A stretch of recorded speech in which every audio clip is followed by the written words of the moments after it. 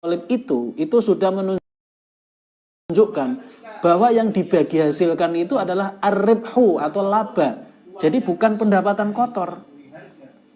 Maka ketika yang dibagi hasilkan itu adalah berapapun uang yang masuk dari jual beli harga, itu berarti namanya revenue sharing, bukan profit sharing. Nah, ini tidak boleh karena bertentangan dengan cara bagi hasil yang syar'i yang seharusnya, yaitu profit sharing. Itu alasan yang pertama mengapa revenue sharing itu tidak sah dan haram hukumnya. Kemudian alasan yang kedua itu adalah terjadi gharar. Gharar itu artinya ketidakpastian ketika yang digunakan itu adalah revenue sharing, bukan profit sharing. Kenapa terjadi ketidakpastian? Karena bisnis yang dilakukan belum tentu untung. Bisa untung, bisa rugi kan? Karena belum diketahui, belum ada hitung-hitungan biaya-biaya overhead atau biaya tenaga kerja, biaya bahan, alat dan sebagainya. Kan belum tentu. Jadi ini dalam syariat ketidakpastian atau ketidaktentuan ini disebut dengan gharar atau uncertainty atau ketidakpastian.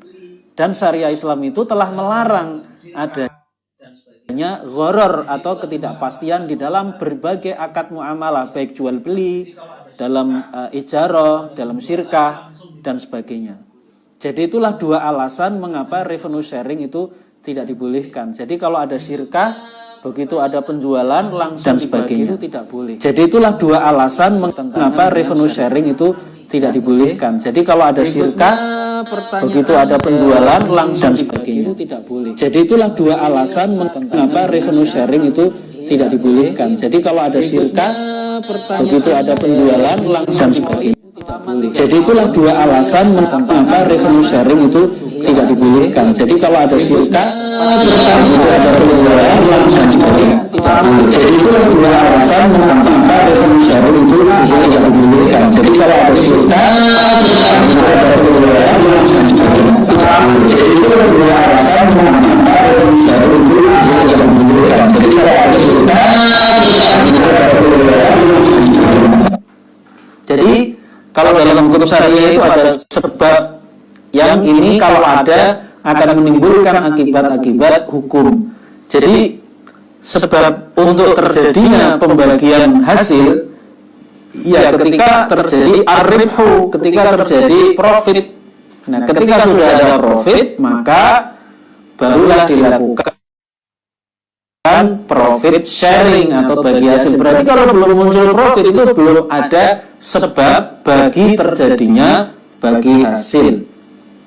Nah, solusinya bagaimana? Solusinya ketika 3 tahun itu mungkin menunggu terlalu lama, maka mitra syirkah yang berkedudukan sebagai pengelola modal, dia bisa meminjam uang kepada pemilik modal. Jadi statusnya itu utang, ya. Dia bisa pinjam. Nah, tetapi nanti ketika mendapatkan bagi hasil, maka bagi hasil itu akan dikurangi dulu dengan pinjaman yang pinjaman oleh yang berhutang kepada pemodal, ya. Jadi solusinya begitu. Baik.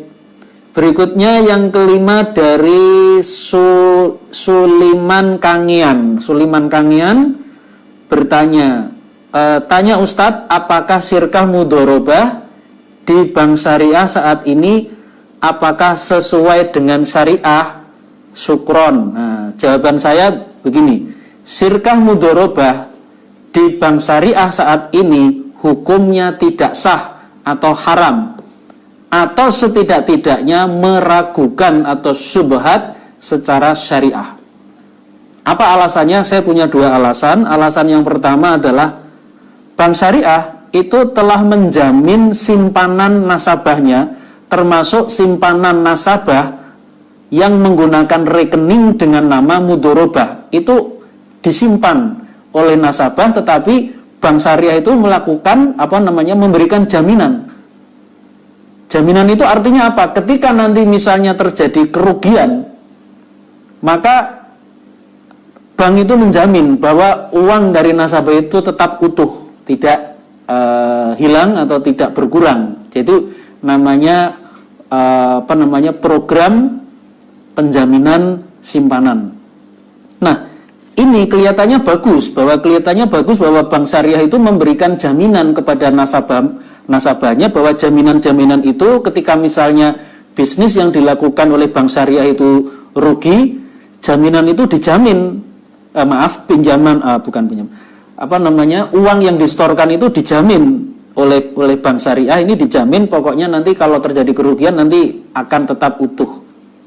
Nah, kelihatannya ini bagus, tapi sebenarnya adanya jaminan ini telah mengubah sifat tabungan yang disetor nasabah yang semula merupakan modal atau bahasa Arabnya itu ra'sul mal, itu berubah sifatnya menjadi pinjaman atau qard dari nasabah kepada bank syariah. Jadi sifatnya itu ketika dijamin itu berubah, ya, dari yang semula itu ra'sul mal atau modal itu berubah menjadi pinjaman atau qard. Nah, ini sangat serius sekali. Ketika tabungan itu statusnya adalah pinjaman atau qard dari pihak nasabah kepada bank syariah, maka implikasinya adalah segala macam manfaat dari adanya pinjaman tadi, maka manfaat itu hukumnya adalah riba. Statusnya itu riba yang jelas hukumnya adalah haram. Termasuk kalau ada bagi hasil. Kenapa? Karena bagi hasil itu bukan dari modal. Karena modal itu sudah berubah menjadi pinjaman. Kenapa berubah menjadi pinjaman? Karena bank syariah itu memberikan jaminan kepada nasabah. Kalau misalnya syirkah mereka rugi antara bank syariah dengan nasabah, maka dijamin oleh bank syariah itu tidak akan hilang, nanti akan dikembalikan. Ini mengubah sifat modal yang disetor tadi oleh nasabah menjadi pinjaman atau qard dalam istilah syariah. Nah, maka ketika qard atau pinjaman itu statusnya setelah ada jaminan, maka berarti sembarang manfaat yang dihasilkan dari qard itu statusnya berubah menjadi riba, bukan keuntungan yang dibagi hasilkan. Padahal ada hadis Rasulullah SAW yang mengatakan kullu qardin jarra manfaatan fahuwa riba. Setiap-tiap pinjaman yang menghasilkan sembarang manfaat, maka ia adalah riba. Ya, jadi ini kelihatannya bagus bank syariah itu memberikan jaminan, tapi sebenarnya jaminan itu mengubah sifat dana yang disetor tadi dari semula merupakan ra'sul mal atau modal itu menjadi pinjaman atau qard. Ya, nah ini akan memiliki dampak yang lebih jauh, yang serius, bahwa berarti setiap-tiap manfaat yang dihasilkan dari pinjaman bukan lagi dari bukan lagi dari modal syirkah, tapi dari pinjaman, maka manfaat itu adalah riba. Nah, kemudian ada alasan yang kedua mengapa saya berpendapat bahwa mudharabah yang ada di bank syariah itu tidak sah atau minimal itu adalah syubhat. Alasan yang kedua adalah karena bank syariah yang menerima modal dari nasabah, yang seharusnya bank itu langsung mengelola modal itu dalam posisi bank syariah itu sebagai pengelola modal. Ternyata bank itu kan tidak mengelola modal, dia melemparkan lagi modal itu kepada pihak lain. Nah, pihak lain itu yang kemudian bertindak sebagai pengelola modal. Jadi bank itu sifatnya hanya perantara saja. Jadi bank menerima modal dari nasabah yang seharusnya dia mengelola modal itu dalam suatu kegiatan bisnis, misalnya untuk memproduksi barang, tapi dia tidak lakukan. Bank syariah ini kemudian melemparkan lagi modal yang masuk itu kepada pihak lain. Yang bank syariah itu memiliki posisi ganda. Pertama, dia menjadi pengelola modal atau mudharib. Ketika ada dana masuk dari nasabah, nasabah itu adalah pemodal, bank syariah itu pengelola modal atau mudharib atau amil istilahnya, yang semestinya dia yang mengerjakan sendiri atau mengelola modal itu sendiri, tapi ternyata dia tidak, dia memudharabahkan lagi pada pihak lain. Nah, ini berarti posisi bank syariah ini memiliki posisi ganda, yaitu menjadi pengelola modal pada satu sisi mudharib, tapi pada sisi lain dia menjadi pemodal bagi pihak yang ketiga yang betul-betul akan mengelola modal itu dalam suatu kegiatan bisnis. Nah, syirkah model yang semacam ini memang ada dalam fikih Islam, yaitu pihak mudharib itu memudorobahkan lagi modal syirkah itu kepada pihak lain. Ini menjadi mahalul khilaf. Mahalul khilaf itu artinya suatu persoalan yang menjadi titik perbedaan pendapat di kalangan ulama. Sebagian ulama mengatakan itu boleh asalkan apa yang dilakukan bank syariah itu diketahui oleh nasabah, diketahui oleh pemodal. Sebagian ulama mengatakan tidak boleh, baik diketahui oleh pemodal maupun tidak diketahui. Nah, ini menjadikan ini sesuatu muamalah yang meragukan syirkah yang dilakukan oleh bank syariah, karena dia ketika menerima dana dari nasabah itu faktanya dia tidak mengelola langsung, tapi melemparkan lagi modal itu kepada masyarakat. Nah, ini kan menjadikan sesuatu yang seharusnya meyakinkan, ini menjadi ragu-ragu kita. Nah, itulah dua alasan mengapa mudorobah yang dilakukan di bank syariah yang ada sekarang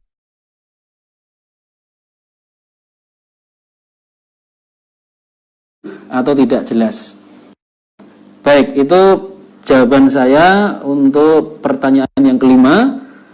Kemudian ada pertanyaan yang keenam dari Mas Romi Gumelar. Mas Romi Gumelar, pertanyaannya begini, bagaimana hukumnya kerjasama di bidang peternakan, yaitu si pemodal hanya invest hewan ternaknya saja, dan si penggembala yang mengurusi dan memberikan pakan. Jawab, syirkah di atas hukumnya tidak sah. Tidak sah. Mengapa? Ada dua alasan. Alasan yang pertama, pemilik modal yang seharusnya menyerahkan modal berupa uang tunai, tapi faktanya dia menyerahkan hewan ternak. Nah, dalam hukum syirkah, jumhur ulama, kecuali mazhab Maliki, jumhur ulama mengatakan yang namanya modal itu harus uang tunai. Tidak boleh modal itu berupa suatu barang, namanya urud. Urud itu barang atau aset, itu tidak boleh dijadikan modal syirkah. Nah, pada faktanya tadi kan untuk syirkah ternak itu yang diserahkan sebagai modal apa? Yang diserahkan itu adalah barang atau benda, bukan uang tunai, yaitu hewan ternaknya, mungkin sapinya atau kambingnya atau apa. Nah, ini berarti tidak sah, ya. Alasan yang kedua adalah terjadi gharar atau ketidakpastian terhadap objek akad.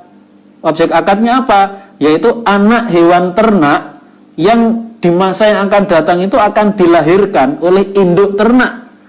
Tapi ini masih di masa yang akan datang, yang nanti itu yang akan dibagi hasilkan. Nah, padahal yang namanya anak hewan ternak itu pada saat akad belum ada. Nah, suatu saat itu bisa lahir, bisa tidak lahir, atau lahir dalam keadaan cacat, atau kalau lahir itu jumlahnya juga tidak menentu. Jadi ini sifatnya ada ketidakpastian mengenai sesuatu yang akan dibagi hasilkan. Nah, di dalam hukum jual beli, itu ada keharaman, ada larangan membeli binatang yang masih berupa janin di dalam perut induknya. Itu yang disebut dengan malakih. Malakih itu artinya misalnya ada sapi, sapinya itu misalnya sedang bunting. Nah, yang sedang bunting itu kan berarti ada anak yang ada dalam perut sapi itu. Nah, itu haram dijual belikan, nggak boleh, karena ada unsur gharar. Nah, itu berarti menjadi indikasi bahwa kalau dalam jual beli itu tidak boleh, berarti untuk objek-objek akad muamalah yang lainnya yang sifatnya muawadhah, ya, yaitu akad yang bertujuan untuk memperoleh keuntungan, ini juga tidak boleh di dalam akad syirkah misalnya.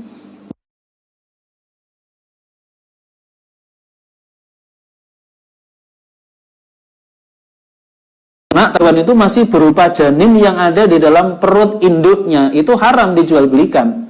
Nah, ini berarti indikasi ketika itu dijadikan objek akad untuk akad yang lain, bukan akad jual beli, tapi misalnya akad syirkah, itu juga unsur gharar atau ketidakpastian itu berarti ada gitu. Nah, padahal syariah Islam itu tidak membolehkan terjadinya gharar di dalam akad-akad muamalah, ya. Oke. Seperti itu. Kemudian yang ketujuh dari Kalyana Online Shop. Kalyana Online Shop, pertanyaannya, kalau saya punya supplier batik dan kemudian kerjasama untuk penjualan dengan sistem titip jual, saat barang laku baru dibayarkan, ini diperbolehkan tidak ya? Nah, jawabannya hukum titip jual atau konsinyasi itu boleh karena mengamalkan bolehnya akad samsaroh. Samsaroh itu apa? Yaitu akad menjadi perantara antara penjual dengan pembeli. Misalnya saya memproduksi baju batik, saya tidak bisa memasarkan sendiri, saya titip jualkan ke sebuah toko milik teman saya. Saya titip jual kepada dia dengan ketentuan misalnya untuk setiap unit satu baju batik misalnya yang laku, toko itu saya kasih fee misalkan 10% dari harga. Nah, itu boleh. Nah, itu namanya samsaroh namanya ya. Nah, keuntungan yang diterima perantara yaitu pihak yang dititipi boleh berupa persentase dari harga barang, misalnya 10% dari harga barang, atau bisa berupa sejumlah uang yang tetap fix, misalkan setiap satu unit barang laku, maka toko itu, perantara itu dia mendapat misalnya Rp10.000, jadi langsung angkanya ada. Atau cara-cara penetapan fee yang lain mengikuti hukum-hukum di dalam samsaroh, karena kalau di dalam akad samsaroh atau akad menjadi perantara dalam jual beli itu cara penetapan fee-nya untuk pihak perantara itu sifatnya fleksibel. Ya, tidak ada cara yang baku, hanya satu cara, misalnya hanya persentase saja dari harga barang, tapi bisa cara-cara yang lain. Nah, itu nanti akan kita bahas pada saat kita membahas tentang hukum tentang samsaroh ya. Sekarang kayaknya belum ya, nanti suatu saat. Oke, kemudian yang ke-8 ini dari Hanif ZS. Ustadz, Ana mau tanya tentang menggunakan flip transfer uang tanpa bank, hukumnya bagaimana? Nah, ini saya belum tahu ya, jawabannya saya jawab begini, kami belum memahami fakta flip itu seperti apa. Jadi mohon yang bertanya menjelaskan fakta flip lebih dulu. Wallahu a'lam. Jadi ini saya belum sempat mendalami atau searching atau membuka literatur, jadi ini mungkin kita tunda dulu ya. Jadi nanti kalau bisa pihak penanya memberikan deskripsi faktanya lebih dulu. Nanti insya Allah akan saya jawab. Baik, itu kiranya yang bisa saya jawab. Jadi ada ya, sekitar tadi berapa ya? 8 pertanyaan. Ada 7 yang sudah saya jawab, tapi 8 saya tunda karena faktanya itu belum jelas bagi saya ya. Oke. Baik, itu teman-teman yang bisa saya sampaikan pada kesempatan ini. Kita masih ada waktu, Ustadz Ridho. Oh ya. Baik, masih ada pertanyaan ya. Mungkin sedikit bergeser dari topik bahasan yang kita ya, gimana? Ini soal Oriflame. Jadi di Oriflame itu, Oriflame ya, ya, Oriflame itu apa itu? Oriflame itu dia ada sistem seperti MLM yang member get member, tapi ada juga yang dia seperti reseller doang, Mbak. Nah, yeah. Kan ada beberapa yang menghukumi itu sebagai sesuatu yang seperti MLM, ada beberapa yang tidak. Lah, sebenarnya itu tuh batilnya di sisi mananya sih tadi gitu tuh? Ya mungkin itu juga tentang Oriflame itu apakah termasuk MLM, ada member get member atau bisa seperti reseller, mungkin perlu ditunda dulu karena itu harus ada kajian faktanya dulu. Nah jadi nanti mungkin kalau yang bertanya menyediakan data-data dan fakta nanti disampaikan ke saya biar saya pelajari. Nah, tapi begini, kalau materi tentang MLM itu saya ada. Kalau tentang MLM ya, nanti suatu saat kita bahas ya. Nah, atau mungkin didahulukan juga nggak apa-apa, karena ini kayaknya banyak pertanyaan terkait dengan MLM. Barangkali nanti kayaknya Senin depan bisa kita bahas itu MLM, ya. Karena kayaknya pertanyaan ini sudah muncul sebelum kita melakukan kajian online. Tapi belum sempat kita bahas. Mungkin sebaiknya kita kaji MLM dulu hukumnya. Nah nanti ketika ada pertanyaan kasus-kasus, karena MLM itu kan kita bicara hukum ya, tidak bicara brand. Nah brand itu kan bisa macam-macam A, B, C, D. Nah nanti tinggal ditanyakan ke saya disertai deskripsi faktanya. Ya, baik. Saya kira itu. Silahkan kalau masih ada waktu kita bisa tanya jawab atau diskusi. Ya. Rayyan Musari, hukum penukaran uang dinar dan dirham secara online. Dinar dan dirham secara online itu kan emas dan perak. Nah, dia penukaran itu secara online. Ya, kalau seperti emas perak, penukaran dinar dan dirham itu ya mengikuti hukum sorof namanya. Sorof itu artinya tukar menukar uang. Jadi kalau atau mengikuti hukum jual beli emas itu juga sama, karena jual beli emas itu sifatnya umum, baik yang dijual belikan itu emas dalam bentuk lantakan atau dalam bentuk perhiasan atau dalam bentuk koin, itu sama, yaitu harus terjadi yang namanya yadan biadin atau takobut fi majlisil akad, ada serah terima di majelis akad. Jadi kalau orang membeli secara online dinar atau dirham misalkan ya, membeli dirham sekarang. Dirham itu sekarang kursnya 1 dirham Rp72.000. Mungkin yang membeli dia bisa transfer pada saat transaksi di majelis akad ini, saya transfer lewat SMS banking ya 72.000 misalnya, beli 1 dirham uang perak. Tapi apakah peraknya bisa langsung diterima oleh dia saat itu? Kan itu bentuknya fisik, itu nggak bisa ditransfer lewat digital. Kalau uang mungkin bisa, tapi kalau itu bentuknya itu fisik, itu tidak memungkinkan terjadi yadan biadin atau serah terima pada majelis akad. Itu tidak memungkinkan, padahal itu adalah syarat. Ada yadan biadin ketika yang menjadi objek jual beli itu adalah barang-barang ribawi, khususnya emas dan perak atau uang, gitu ya. Masih ada waktu ternyata. Ya. Masih ada waktu. Ini dari Ustadz Widadi. Ya. Widadi Ustadz Sidik. Assalamualaikum. Waalaikumsalam warahmatullahi wabarakatuh. Banyak yang nanya ke Al-Fakir, gimana ya Tat wadiah yang murni, bank atau lembaga apa ya Tat supaya berkah uang kita? Ya, jadi kalau wadiah yang ada di bank syariah itu sebenarnya tidak memenuhi definisi wadiah di dalam fikih Islam. Jadi wadiah itu begini, seseorang menitipkan barang kepada orang lain, tapi barang itu tujuannya itu untuk dijaga, bukan untuk dipakai. Kalau itu dipakai itu berarti sudah berubah, bukan wadiah lagi. Ya, dan itu ada perbedaan dengan qard atau pinjaman. Nah, ini yang kadang-kadang terjadi misleading atau kesalahpahaman.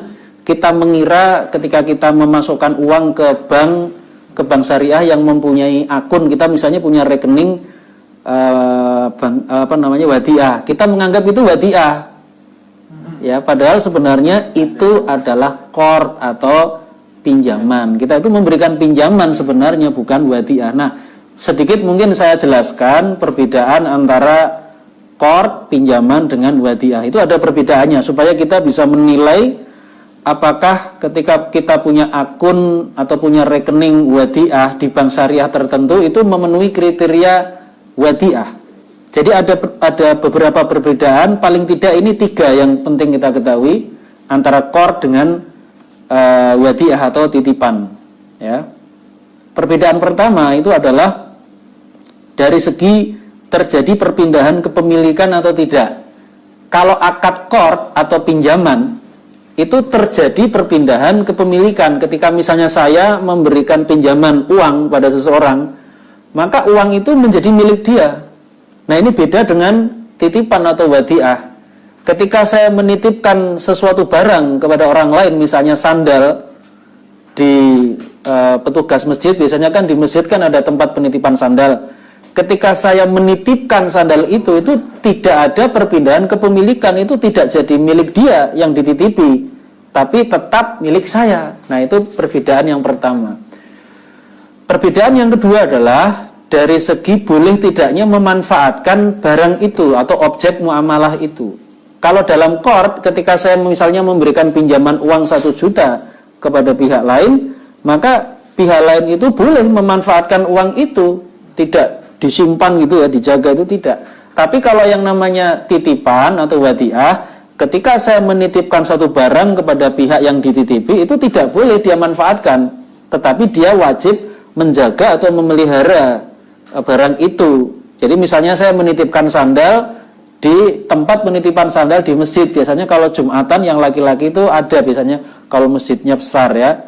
Nah, itu ketika sandal itu saya titipkan kepada dia, itu tidak boleh dipakai oleh pihak yang menerima titipan tadi, nggak boleh dipakai jalan-jalan pakai sandal saya, nggak boleh. Dia harus menjaga ya, diletakkan di tempatnya. Jadi tidak boleh ada pemanfaatan kalau akadnya itu wadiah. Kalau qard silahkan, karena itu sudah ada perpindahan hak milik. Sedangkan dalam wadiah tidak terjadi perpindahan hak milik. Ini yang mempunyai implikasi tidak boleh ada pemanfaatan gitu. Karena tidak terjadinya perpindahan hak milik itu punya implikasi, yaitu tidak boleh ada pemanfaatan. Nah, yang ketiga itu adalah ketika barangnya itu kembali. Nah, kalau dalam qard, barang yang kembali, saya memberikan pinjaman uang kepada teman saya, dikembalikan kepada saya, itu zatnya itu berbeda. Kalau uang itu ya nomor serinya beda. Kalau misalnya yang saya pinjamkan itu berupa barang, misalnya qard, misalnya beras yang saya terima sebagai pengembalian itu zatnya itu berbeda, bukan beras yang saya pinjamkan di awal, ya. Nah, ini beda dengan titipan atau wadiah. Kalau titipan, barang yang dikembalikan kepada saya itu adalah zat barang yang semula, tidak ada pergantian, tidak ada perubahan. Nah, ini tidak mungkin kalau orang itu memasukkan ya sejumlah uang kepada bank syariah dengan akad wadiah, masuk ke rekening lalu kita tarik tunai, itu nomor serinya itu sudah berganti walaupun nilainya tetap. Kita tarik tunai, nilainya bisa tetap, tapi bukan nilainya yang jadi persoalan, tapi zatnya itu apakah berubah atau tidak. Ketika zatnya itu berubah, itu berarti itu bukan wadiah namanya, tapi itu adalah pinjaman. Karena pinjaman itu memang karakternya barang yang kita terima sebagai pengembalian itu bukan zat dari barang yang awal kita pinjamkan, tapi barangnya itu berbeda. Jadi via transfer itu nggak bisa begitu nih. Ya sebenarnya juga nggak bisa juga. Kalau untuk uang itu uang itu ya namanya transfer. Kalau transfer itu nanti beda ya. Kalau transfer itu nanti hawalah, pemindah bukuan itu bisa. Cuma ini yang saya jelaskan itu bukan itu. Tetapi ini saya hanya ingin menjelaskan bahwa ketika sekarang itu ada rekening di bank syariah yang bernama wadiah, itu sebenarnya tidak memenuhi kriteria wadiah secara syariah. Itu adalah qard ya, pinjaman. Jadi tidak memenuhi kriteria wadiah. Ya, nah itu yang penting untuk kita pahami. Ya. Itu tadi ya, selanjutnya itu pertanyaan dari Mas Koko. Iya. Soal wadiah tadi. Nah, di sini beliau masih beranggapan wadiah ketika kita ke bank itu wadiah. Saya tahu tadi kan qard ya, iya. Pinjamannya. Nah, di sini pertanyaannya itu apakah bila via transfer itu jadi menghapus satu syarat wadiah, zatnya sama, gitu kan? Jadi kalau misalnya wadiah, saya ngasih duit, nomor serinya kan harus sama ketika. Iya. Nah itu berarti ketika kita itu kalau kita melakukan setoran ke bank itu kan ada dua cara. Pertama setor tunai. Kalau setor tunai itu nomor serinya tetap sebenarnya. Nomor seri yang saya miliki, saya datang ke kantor bank. Ya ketika diterima oleh bank kan ya barang itu gitu. Cuma ketika kita itu setornya itu bukan setor tunai, tapi transfer masuk ke rekening. Baik kita sendiri yang misalnya punya beberapa rekening ya, kita masukkan ke rekening kita sendiri tapi banknya beda. Itu sebenarnya bukan titipan, tidak memenuhi syarat karena nomor serinya jelas beda. Begitu juga kalau ada orang lain transfer, itu juga tidak bisa masuk ke rekening kita, itu disebut titipan gitu. Nah, jadi sebenarnya memang itu menjadi ya problem, ada kekeliruan secara nomenklatur atau terminologi yang seharusnya itu bukan bukan wadiah yang ada di bank syariah itu, tapi seharusnya itu qard, karena tidak mungkin lah gitu, tidak memenuhi syarat sebagai tidak memenuhi syarat sebagai wadiah. Nah, saya punya beberapa literatur sebenarnya yang menjelaskan persoalan ini. Di antaranya itu ada kitab yang judulnya Ahkamul Wadi'ah, hukum-hukum tentang titipan, yang ditulis oleh Profesor Al-Maujan, Profesor Al-Maujan. Itu beliau menulis kitab singkat ya, tanya jawab tentang hukum-hukum wadi'ah, Ahkamul Wadi'ah. Nah, beliau itu ada satu butir pertanyaan, apakah titipan yang ada di itu memenuhi kriteria wadi'ah dalam syariah Islam. Nah, Profesor Al-Maujan itu menjawab dalam kitabnya Ahkamul Wadi'ah itu tidak memenuhi syarat sebagai wadi'ah, tidak mungkin. Itu adalah qard atau pinjaman. Nah, itu yang salah satu yang menjadi referensi saya. Saya punya kitabnya cari di internet juga banyak ya, atau bisa, judulnya itu Ahkamul Wadi'ah gitu. Penulisnya Profesor Al-Maujan, ini seorang ahli fikih ya. Oke. Ya.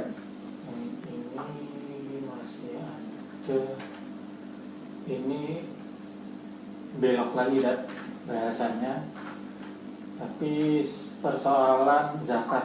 Iya. Zakat kita sampaikan via amilin dengan wakalah, kan bisa dengan akad wakalah bil ujroh. Bisa ya, kita berzakat dengan akad wakalah bil ujroh bisa. Kalau zakat langsung kita sampaikan ke asnaf, bentuk akadnya seperti apa? Kalau disampaikan secara langsung juga boleh. Kita misalnya sudah menghitung zakat kita sampaikan sendiri boleh, kita bagikan tidak langsung tapi lewat amil zakat dengan akad wakalah bil ujroh juga boleh. Kalau kita bagikan sendiri juga silahkan, ya nggak ada akadnya, wong kita sendiri yang melakukan, kita langsung kasihkan. Yang namanya akad itu kalau kita itu berinteraksi dengan pihak lain. Wong ini kita nggak berinteraksi dengan pihak lain, wong kita sendiri yang membagikan. Kecuali kalau kita nyuruh orang ya, tidak lewat lembaga amil tapi nyuruh orang, tolong nih bagikan. Ya berarti itu sama wakalah bil ujroh juga. Kalau dia minta upah ya, wakalah bil ujroh. Tapi kalau dia nggak minta upah, ya sudah, itu namanya wakalah bidunil ujroh. Jadi wakalah tanpa upah. Kita mewakilkan kepada seseorang tanpa upah. Tapi kalau dia minta upah ya boleh saja, perorangan ya, individu. Ya berarti wakalah bil ujroh untuk perorangan. Itu boleh juga. Gitu. Ya, baik, mungkin malam ini cukup dulu sampai di situ. Insya Allah akan kita lanjutkan lagi kajian fikih muamalah kita ini bersama komunitas Rumah Sakofah yang bisa diakses lewat live di Instagram maupun di YouTube ya. Insya Allah nanti kita ketemu lagi dengan saya, Muhammad Siddiq Al-Jawi, Senin depan. Dan kayaknya ada satu tema yang perlu kita bahas karena banyak pertanyaan yang terkait dengan itu, yaitu tentang MLM ya, kayaknya penting. Jadi nanti insya Allah Senin depan kita membahas tentang hukum MLM atau multi level marketing ya. Baik, saya kira itu dari saya. Terima kasih atas perhatian teman-teman semua. Mohon maaf apabila ada kesalahan-kesalahan atau hal-hal yang tidak berkenan. Mari kita akhiri dengan hamdalah dan doa kafaratul majlis. Alhamdulillahirabbil alamin. Subhanakallahumma wa bihamdika asyhadu an la ilaha illa anta astaghfiruka wa atubu ilaik. Wassalamualaikum warahmatullahi wabarakatuh.